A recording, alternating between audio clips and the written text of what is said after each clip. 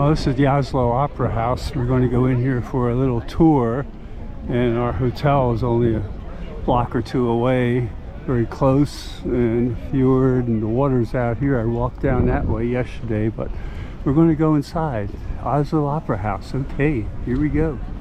This is in the back of the Opera House here. We're having a little tour. Different things back here. They got all these little things, maybe for shoes or something here with names on it. Ricardo, Alex, different names there.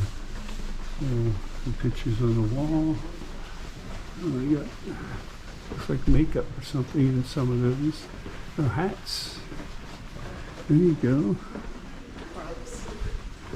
We're back on the loading dock here, where they bring stuff in on trucks and unload it here, whatever they need for scenery and different things. So, yeah. It's not on the stage because okay, this is, I can't do the stage in back of me, but this is all the seating out here. And they talked about the acoustic up in the top there. And they have acoustic curtains that they can bring if they want to dampen the sound here. But this is it. Looks quite nice.